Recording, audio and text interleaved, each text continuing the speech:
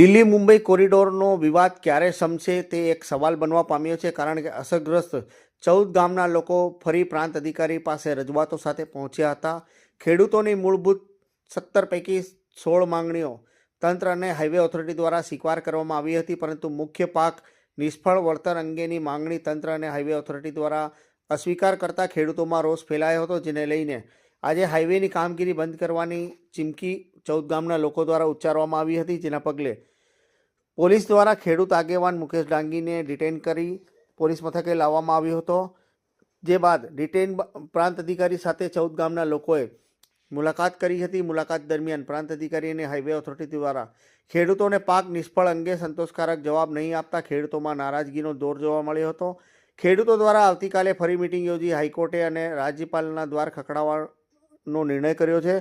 ત્યારે પાક નિષ્ફળ સર્વે દરમિયાન ખેડૂતો દ્વારા સર્વેનો વિડીયોગ્રાફી પણ કરવામાં આવી હતી. હવે ખેડૂતોને ક્યારે ન્યાય મળશે તે તો આવનાર સમય બતાવશે, પરંતુ આ દિલ્હી મુંબઈ કોરિડોરમાં જે 14 ગામના અસરગ્રસ્તો છે તેમને લડાઈ તંત્ર અને નેશનલ હાઈવે ઓથોરિટી દ્વારા ચાલુ રાખવામાં આવી છે. ત્યારે હવે આ વિવાદ ક્યારે અટકશે અને દિલ્હી મુંબઈ કોરિડોર શાંતિપૂર્ણ માહોલમાં ક્યારે પૂર્ણ થશે તે હવે જોવું રહ્યું.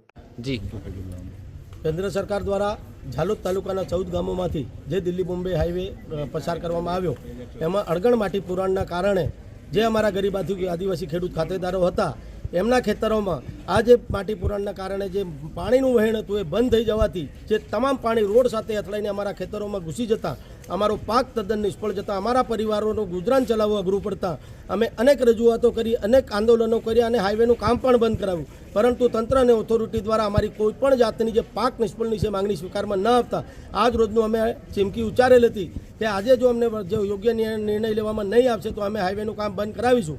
પરંતુ હાલ આમાં સવારમાં મને ડિટેન કરવામાં આવ્યો, ત્યાંથી લીંબડી, ત્યાંથી ચાકલિયા અને ચાકલિયાથી ફરી મને ઝાલોદ લાવવામાં આવ્યો અને આજે ઉપસ્થિત મારા તમામ ખેડૂતો સાથે પ્રાંત સાહેબની મિટિંગ કરવામાં આવી અને પ્રાંત સાહેબે પણ અમને આ જે વળતરનું માંગણી છે અમારી સ્વીકારવામાં આવેલ નથી.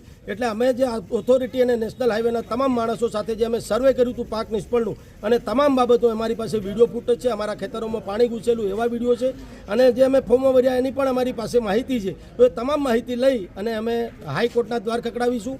આવતીકાલે અમે મીરાખેડી ગામે આ બાબતે મિટિંગ કરી તમારા ડોક્યુમેન્ટ ભેગા કરી અને પરમ દિવસે અમે હાઈકોર્ટ જઈશું અને વળતા અમે રાજ્યપાલશ્રીને એપોઇન્ટમેન્ટ લેવા પણ જઈશું. અને રાજ્યપાલશ્રીને અમારો પ્રશ્ન છે કે વિકાસના નામે તમે જે અમારા આદિવાસીનો વિનાશ કર્યો છે સાહેબ, વિનાશની સાથે સાથે આજે અમારા માણસો ભૂખે મરવા માટે મજબૂર બન્યા છે, તો આપ યોગ્ય નિર્ણય લો, નહીં તો જે અમારા પરિવારો છે એ સાહેબ કંટાળીને ભૂખથી અને રોજગારીથી કંટાળી અને ક્યાંક ગુનાહિત પ્રવૃત્તિ તરફ સાહેબ ધકેલાઈ જશે તો અમારા આદિવાસી પરિવારો આખાને આખા બરબાદ થઈ જશે. માટે અમે હાઈકોર્ટના દરવાજો ખખડાયા બાદ રાજ્યપાલશ્રીને પણ રૂબરૂ મળવાના છીએ આ બાબતે.